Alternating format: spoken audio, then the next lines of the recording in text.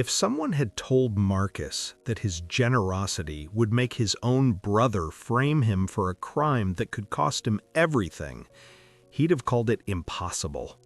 But now, sitting in that cold interrogation room, he realized that greed doesn't just want what you have, it wants to become you. His name was Marcus Chen, though in his tight-knit neighborhood in Brooklyn, people called him the Bridge.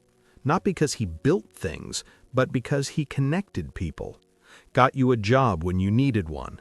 Lent money he'd never ask back for. Fixed your car at 2 a.m. because your kid had a hospital appointment in the morning. He never asked for that name, never wanted the reputation. But somehow, from the moment he was old enough to work his first job at 15, people just knew. If you needed help, Marcus was your guy. Marcus was 32, lived in a modest one-bedroom apartment above a laundromat, the same apartment his parents had rented before they passed in a car accident when he was 19. His younger brother, Devin, was 17 when it happened. Marcus could have left, taken the settlement money and started fresh somewhere else, but he stayed, raised Devin, put him through college while working double shifts as an EMT. Made sure Devin had everything he never did. They weren't rich. Marcus drove a 10-year-old Honda with a passenger door that stuck. Devin had the new car, the nice apartment in Manhattan, the finance job at a startup that Marcus's connections had helped him get. Marcus never mentioned that, never threw it in his face. Their relationship was good, or so Marcus thought. Devin came by every few weeks, usually when he needed something. A signature here, advice there. Sometimes just crashing on Marcus's couch after a bad breakup, eating his food and leaving his dishes in the sink. Marcus's girlfriend, Tessa, noticed before he did.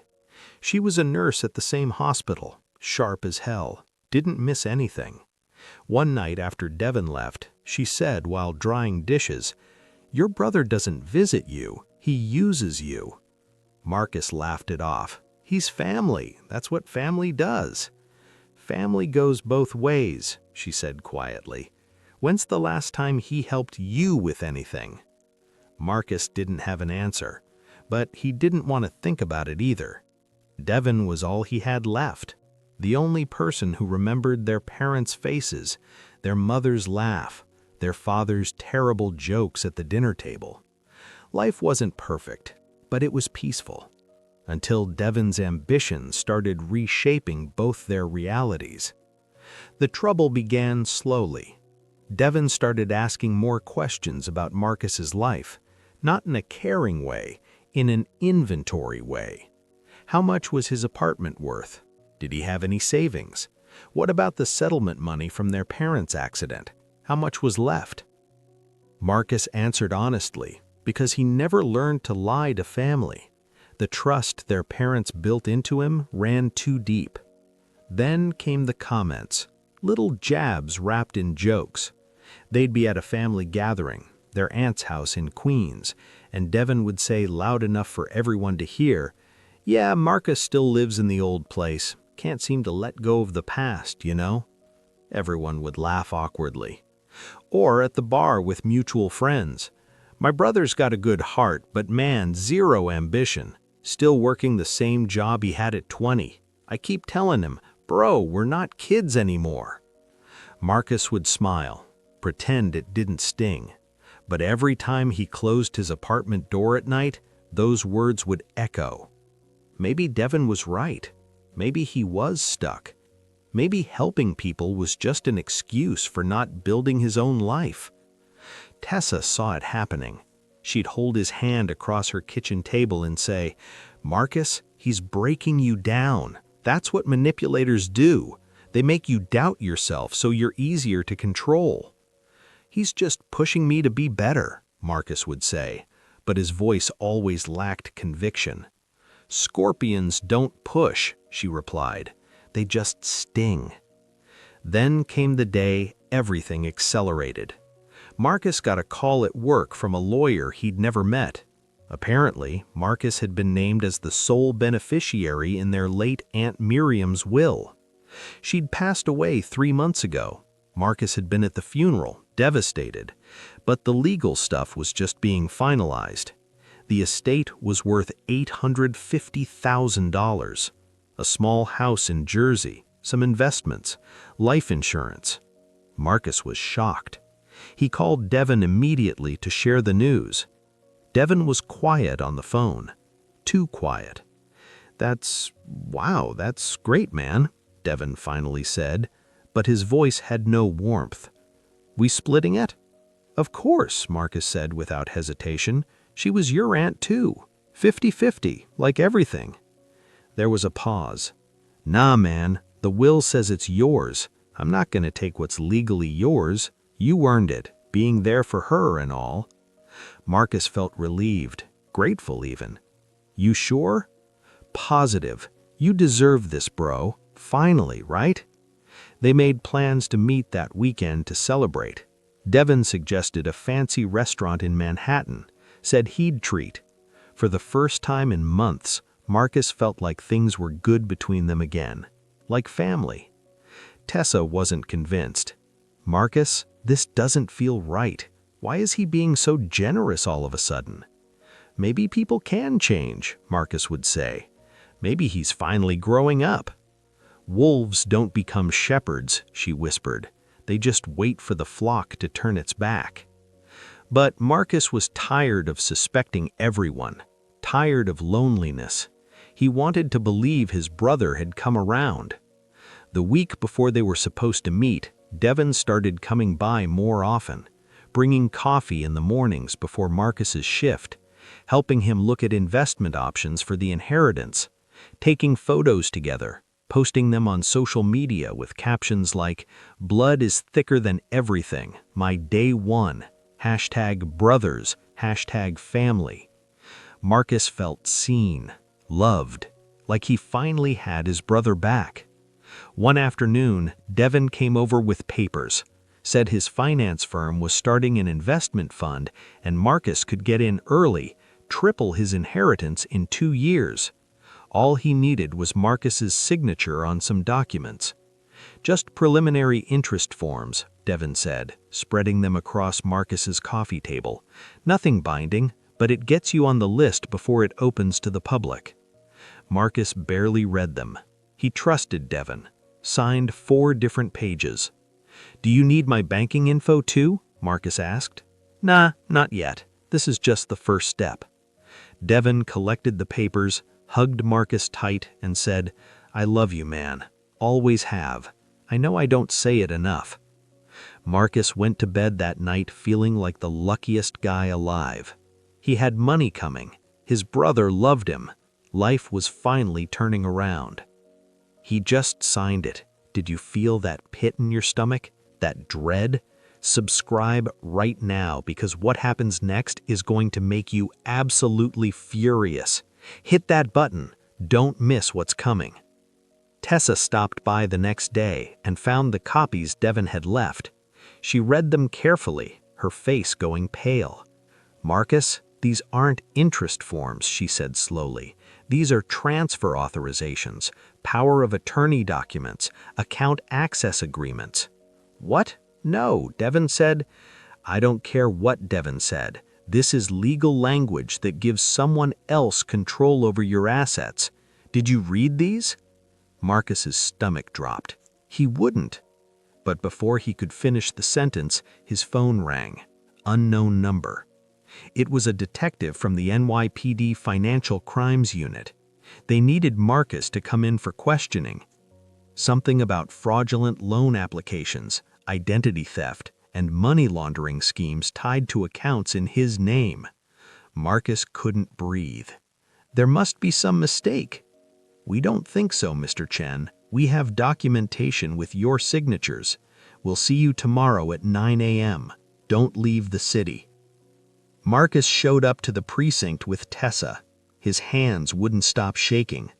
The detective, a woman named Santos with tired eyes and a no-nonsense demeanor, laid out the evidence. 12 fraudulent business loan applications totaling $340,000, all in Marcus's name, all approved using his credit, his social security number, his forged employment documents. The money had been funneled through shell companies and withdrawn in cash over the past 6 months. "That's impossible," Marcus said. "I never applied for any loans." Detective Santos slid a stack of papers across the table. Applications with Marcus's signature, bank statements showing deposits into accounts Marcus didn't know about, security footage from banks showing someone who looked like Marcus making withdrawals, except it wasn't Marcus, it was Devin. Wearing Marcus's EMT jacket, hair styled the same way, same build, same height. "That's my brother," Marcus whispered. "We know," Santos said. "We've been building a case against him for 3 months, but here's the problem. Every single document points to you as the primary applicant. Devin's name appears nowhere. You gave him power of attorney last week, which allows him to act on your behalf legally." "He tricked me. He said they were investment forms." That's your word against documentation. And Mr. Chen, your brother has been very careful. He's got emails from your account authorizing transactions, text messages, voice recordings of conversations where you allegedly discussed the loans. He's been setting this up for months. Marcus felt the room spinning. Why would he do this? Tessa put her hand on his back. "The inheritance," she said quietly. "If you're convicted of fraud, you can't inherit. Assets from criminal activity get seized. The estate would go to the next of kin." "Devin!" Marcus breathed. Santos nodded. "Your brother is very smart and very patient. He knew about the inheritance before you did. He's listed as secondary beneficiary. All he had to do was make you ineligible." "Can't you arrest him? You have footage." "We're working on it. But right now, all the legal ownership points to you. We need time to unravel this. And Mr. Chen, I have to tell you, the DA is under pressure to prosecute financial crimes aggressively. You're looking at potential federal charges, 15, 20 years. Marcus stood up, knocking his chair over. "This is insane. I help people. I'm an EMT. I save lives."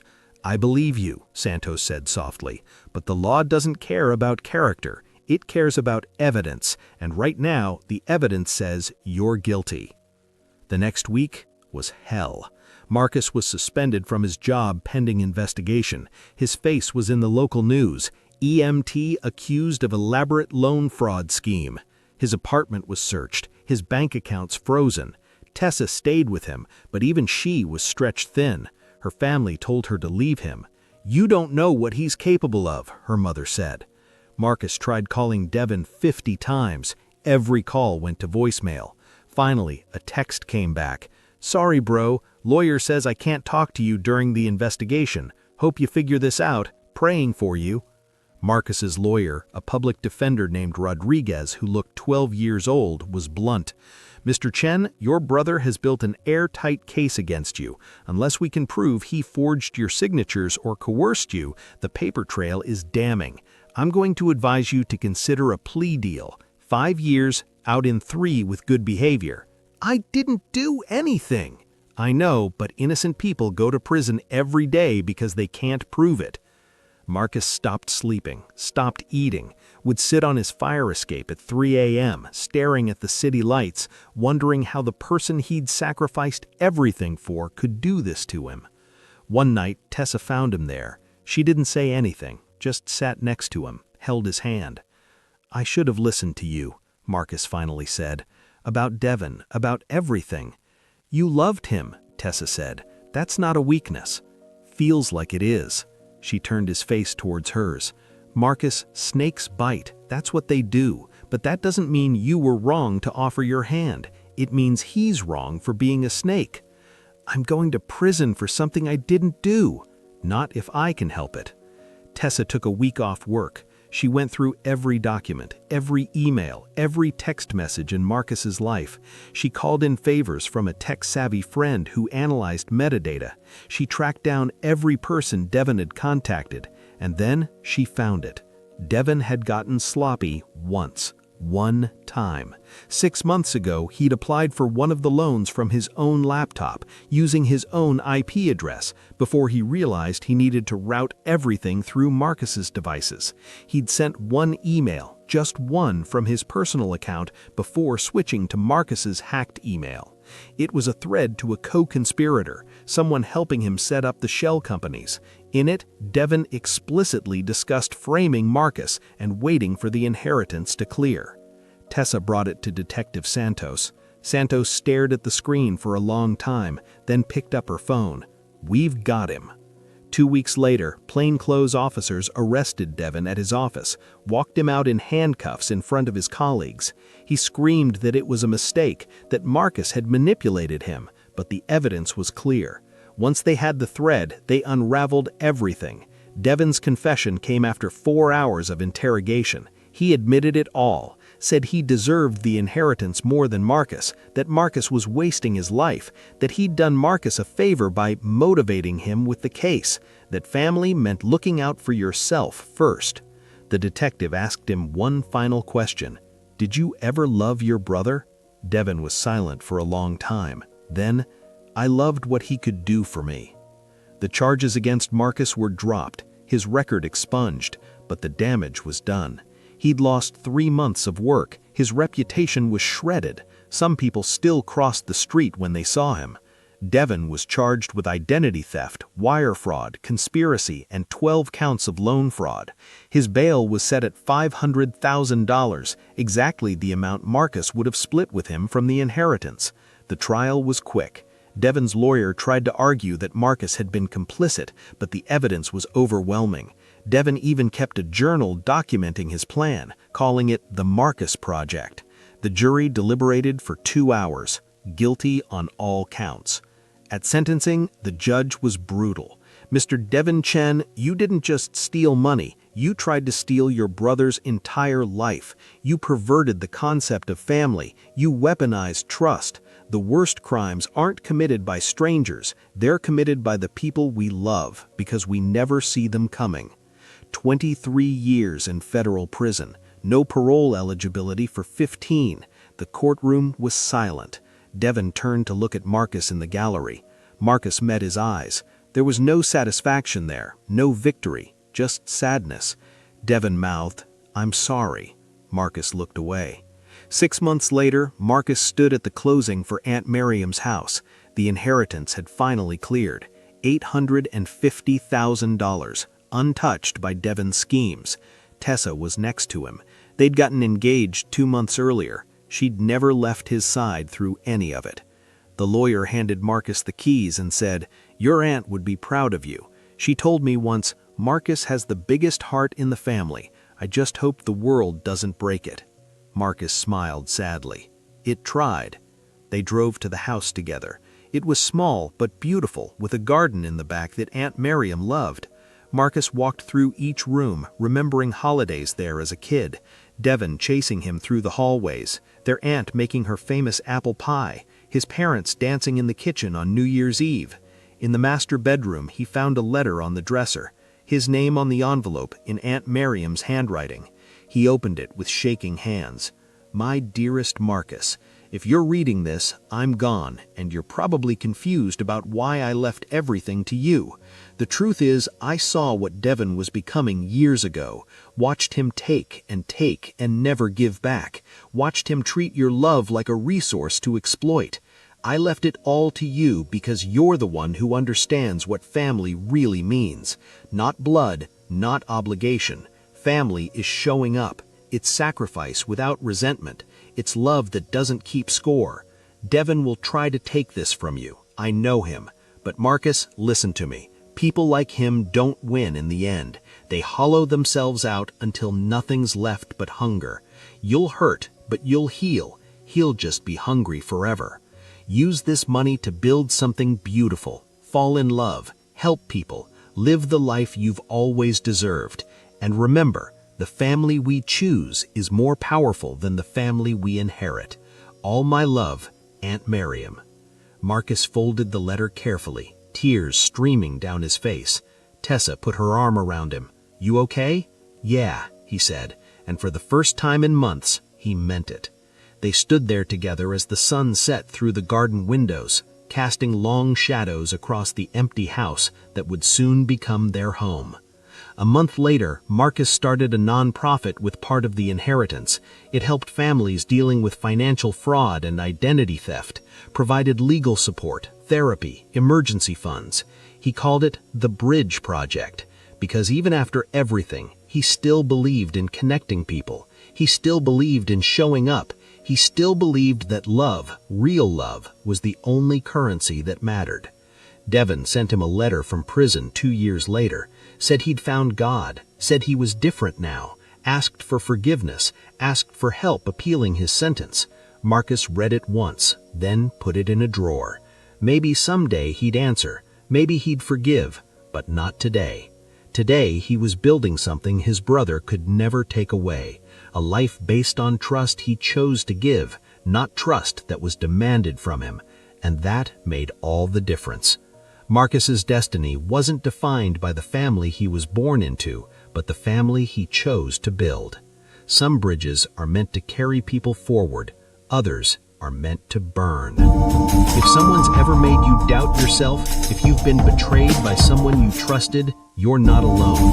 Subscribe right now so you never miss stories that prove you can survive this, you can heal, and you can build something they can never touch. 3 seconds, hit that button. Future you needs this. And if this story moved you, drop a comment below. Tell me, are you Team Marcus or Team Tessa? Let's talk.